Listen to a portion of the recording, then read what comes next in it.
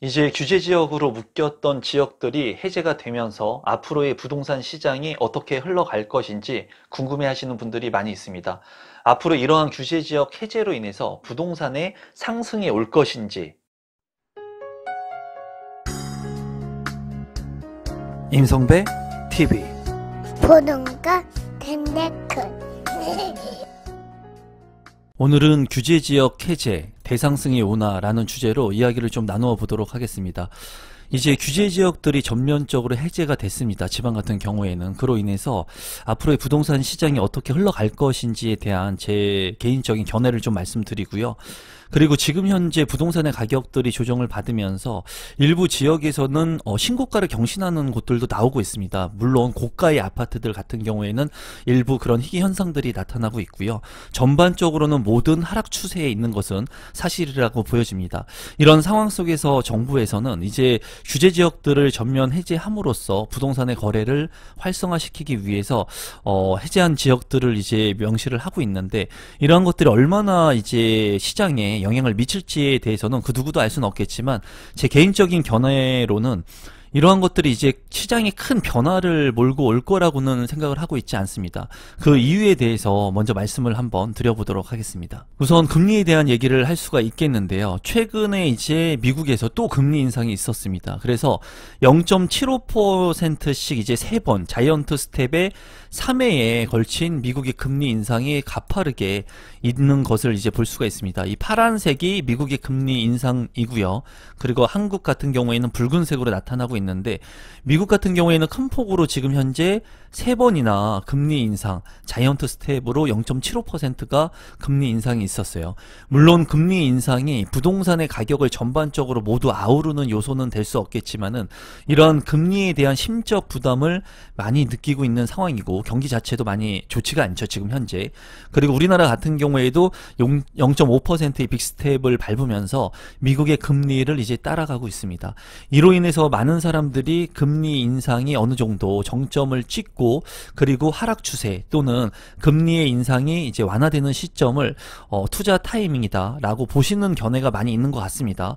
물론 저는 뭐 그런 견해에 있어서 일부 동의를 합니다. 일부 동의는 하지만 이 금리가 부동산의 시장을 모두 아우를 수 있는 요소는 아니다 라고 보시면 좋겠지만, 지금 현재는 이 금리가 너무나 가파르게 오르고 있기 때문에 이러한 심적 부담, 그리고 대출에 대한 금리 부담을 느끼시는 분들이 많이 있는 것 같습니다. 그러면 이번에 정부 조치가 시행되는 이달 26일부터 이제 지방의 주택을 사고 팔기가 훨씬 수월해진다고 하고요. 그리고 당장 무주택자에 한해서 50%로 제한되던 주택담보대출 비율 LTV죠. 70%로 상향이 됩니다. 그리고 집을 살 땐 자금 조달과 입주계획 신고 의무도 사라지기 때문에 비규제 지역으로 해제가 된 그런 지역들 같은 경우에는 주택을 사고 팔기가 조금 수월해진다고 보시면 될 것 같고요. 양도세와 취득세 같은 주택세대 중과 규제도 거의 적용을 받지 않고 2주택자도 주택담보대출을 받을 수 있게 된다. 일단은 양도세 같은 경우에는 지금 내년까지 유예기간이 있기 때문에 이런 부분에 있어서는 아무래도 팔기에는 좀 수월해지는 부분이 지금 현재 유지가 되고 있죠. 그리고 주택을 살 때 취득세에 대한 중과로 인해 가지고 부담을 많이 느꼈는데, 지금 현재 2주택자가 되기 위해서는 규제 지역에 한 채를 사고 비규제 지역에 한 채를 사는 그런 전략들이 유효했습니다. 그런데 지방 같은 경우에도 이제 대다수가 규제 지역으로 묶이게 되면서 이런 전략들을 쓰기가 조금 안 되는 그런 시장 상황이 만들어졌죠. 하지만 지방 같은 경우, 그리고 수도권 일부 지역 같은 경우에는 규제 지역이었던 곳들이 비규제 지역으로 전환이 되면서 이러한 전략들을 이제 쓸 수 있는 그런 시장은 만들어졌습니다. 하지만 앞서서도 제가 말씀드린 것처럼 이렇게 경기가 안 좋은 시장이 왔을 때, 심리적으로 위축되는 시장이 왔을 때는 입지가 좋지 않은 지역에 주택을 사거나 투자하기보다는 입지가 좋은 곳에 주택을 사거나 부동산에 투자할 수 있는 그런 투자 전략들을 세워 나가야 된다고 말씀을 드렸죠. 그래서 2주택의 전략을 취하려고 하는 분들 같은 경우에는 규제 지역으로 너무 많이 지방같이도 묶여 있었기 때문에 이제 2주택의 전략을 세우지 못한 분들도 있으셨을 건데, 지금 현재 이렇게 규제 지역이 완화된 지역들 중에 입지가 좋은 곳들을 선택하셔가지고 이제 2주택을 늘리려고 하시는 생각을 가지고 계신 분들도 아마 있을 거라고 생각이 듭니다. 다만 지금과 같은 시기에서 너무 공격적인 투자를 하기에는 좋은 시장 시장은 아니라고 보여지고요. 그리고 앞으로 제가 봤을 때는 수도권 지역들도 지금과 같이 거래가 많이 이루어지지 않고 활성화가 안 되게 된다면 규제 지역은 풀리게 될 겁니다. 그러면 더욱더 좋은 비규제 지역이 된 수도권의 일부 지역들을 공략하셔가지고 주택을 늘리거나 아니면 전환하는 전략도 유효할 것으로 앞으로는 보여져요. 실제로 규제 지역에서 비규제 지역으로 된 곳들을 살펴보면 우선 투기과열 지구가 조정대상 지역으로 된 곳이 4곳이 있고요. 그리고 조정대상 지역이었는데 비규제 지역으로 된 곳이 41곳이 있습니다. 41곳이 있는데 우선 투기과열 지구에서 조정대상 지역으로 된 곳을 보면은 인천 서구, 그리고 연수구, 남동구, 그리고 세종시가 있다고 볼 수가 있습니다. 세종시 같은 경우에는 지금 하락폭이 크죠. 인천도 그렇고 대구도 그렇고 이 세종 같은 경우에도 하락폭 공급 물량 때문에 큰데 이렇게 한시적으로 조정대상 지역으로만 이제 해제를 했을 뿐 비규제 지역으로는 아직 전환을 하지 않았습니다. 추후에는 부동산 경기가 더욱더 안 좋아지고 거래가 많이 급감되게 된다면 이러한 지역들도 모두 비규제 지역으로 될 가능성은 있습니다. 인천을 좀 눈여겨보실 필요가 있고요. 그리고 경기도 같은 경우에 조정대상 지역에서 비규제 지역으로 된 곳들을 보면은 평택하고 안성, 그리고 파주, 동두천, 양주가 비규제 지역으로 해제가 됐습니다. 이러한 지역들 같은 경우에는 좀 관심을 갖고 보실 필요성이 있다고 보여집니다. 파주라든가 평택 같은 경우에는 좀 관심을 갖고 보실 필요가 있다고 보여지고요. 그리고 그 이외에 대부분의 이제 지방 같은 경우에는 조정대상 지역이 비규제 지역으로 됐습니다. 눈여겨보실 지역 같은 경우에는 대구 수성구, 그리고 울산 남구, 그리고 창원의 성산 같은 경우가 이제 비규제 지역으로 되면서 안 그래도 가격의 조정을 많이 받았던 지역들이 이렇게 비규제 지역으로 해제가 되게 됐을 때는 금융에 대한 부분들, LTV에 대한 부분들, 앞서 말씀드린 부분들이 완화가 되고요. 세제 같은 경우에도 완화가 되는 부분이 있습니다. 취득세, 그리고 양도세, 종합부동산세, 그리고 장기보유 특별공제의 배제, 그리고 청약 같은 경우에는 1순위의 자격 조건이 완화가 되죠. 세대원까지도 청약을 할 수 있는 그런 시장이 만들어지고요. 그리고 청약 재당첨 7년의 제한, 그리고 민영아파트의 가점제 비율이 이제 확대가 되기 때문에 이런 비규제 지역을 통한 청약을 통해서 내 집 마련하기에는 좋은 시장이 만들어집니다. 그리고 주택 분양권 전매 제한에 대한 규제도 이제 완화가 되게 됩니다. 또 집을 살 때 자금 조달 및 입주계획 신고 의무가 완화가 되죠. 이런 부분들로 인해 가지고 비규제 지역들 중에도 눈여겨볼 만한 지역들이 있습니다. 지금 현재 그런 곳들에서 공급되는 아파트의 분양 물량들, 그리고 입지가 좋은 곳의 물량들은 지금 현재 눈여겨보실 필요가 있다고 보여지고요. 하반기 시장이 굉장히 중요하다는 얘기를 제가 계속 지금 하고 있습니다. 지금 이 완화가 나왔는데 정부에서는 이러한 시장 상황의 거래가 얼마나 활성화가 되는지를 볼 겁니다. 그리고 수요자 측면에서는 이러한 지역들을 눈여겨보고 있을 거예요.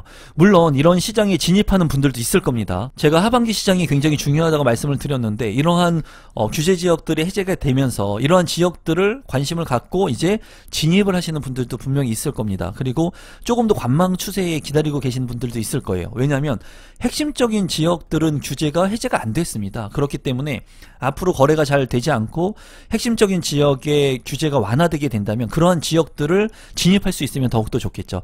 그래서 지금 현재 이러한 지역들이 앞으로 어떻게 움직이는지, 그리고 앞으로 이러한 지역들에서 공급되는 아파트의 청약 경쟁률이 어떻게 나오는지 한번 눈여겨보실 필요가 있습니다. 지금 현재 아파트의 매매의 거래 현황을 한번 살펴보면은 작년 기준으로 연령대별 아파트의 매매 건수를 비교한 건데요. 작년 같은 경우에 30대의 영끌이라고 하는 얘기들이 많이 나왔죠. 그래서 12,550건의 거래가 있었습니다. 2021년 폭등을 했던, 정점을 찍었던 2021년에 많은 거래가 있었고요. 지금 같은 경우 2022년 같은 경우에 파란색으로 나타나고 있는 것이 거래 건수인데 30대 같은 경우에는 3,200건으로 굉장히 큰 폭으로 줄어든 것을 볼 수가 있죠. 그리고 40대 같은 경우도 작년 같은 경우에 8,900건의 거래가 있었지만은 이제 2022년 같은 경우에는 2,600건으로 4분의 1로 줄었습니다. 그리고 50대 같은 경우에도 5,264건에서 1,647건으로 큰 폭으로 이 거래가 굉장히 건수가 줄었습니다. 서울 아파트의 거래 현황 역시도 이제 4월 달과 비교를 해본다면 굉장히 큰 폭으로 준 것을 볼 수가 있어요. 지금 현재는 이렇게 거래가 굉장히 급감을 하고 있는 시기라고 보여지는데, 그로 인해서 이제 규제가 완화된 거죠. 조정 대상 지역들이 해제가 되면서 전면적으로 전국적으로 이제 지방 같은 경우에는 비규제 지역으로 전환이 되면서 앞으로의 부동산 활성화 정책을 필 것으로 이제 예상이 됩니다. 이제 규제 지역이 26일부터 해제가 되면서 전국적으로 시행이 되게 된다면 청약에 대한 부분들도 어떻게 보면 관심을 갖고 봐야 되는 시기라고 보여지는데요. 청약 당첨 최저 가점 현황을 한번 살펴보면은 2020년 상반기부터 2022년 상반기의 청약 최저 가점을 보겠습니다. 지금 현재 보면은 경기도 기준으로는 36점의 가점이었던 것이 23점까지 내려왔고요. 그리고 서울특별시 같은 경우에는 최고 가점이 61점을 했던 것이 44점대로 내려왔습니다. 인천 같은 경우에도 44점의 최고점, 그리고 45점의 최고점이었던 것이 이제 20점대 그리고 30점대로 굉장히 큰 폭으로 떨어져 있고요. 전국 같은 경우에는 42점의 청약 가점이 이제 당첨 가점이 28점까지 큰 폭으로 떨어졌어요.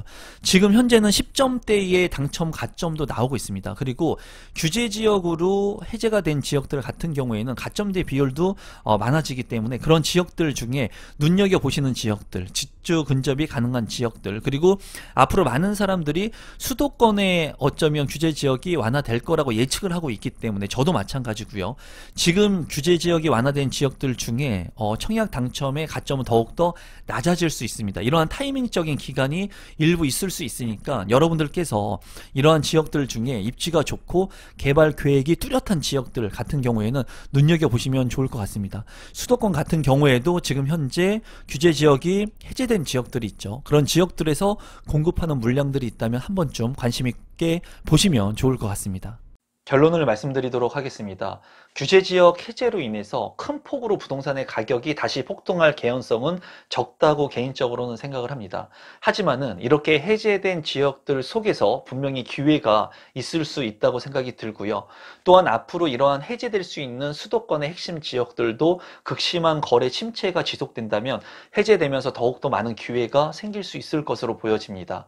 지금 해제된 지역들도 여러분들께서 분양하는 물량들이 있다면 관심 있게 한 번쯤 보시고 청약 경쟁률이 어떻게 나오는지, 그리고 내가 직주 근접이 가능한 곳에 해제 지역이 있는지 한 번쯤 살펴보시면 좋을 것 같습니다. 오늘 영상은 이것으로 마무리 짓도록 하겠습니다. 고맙습니다.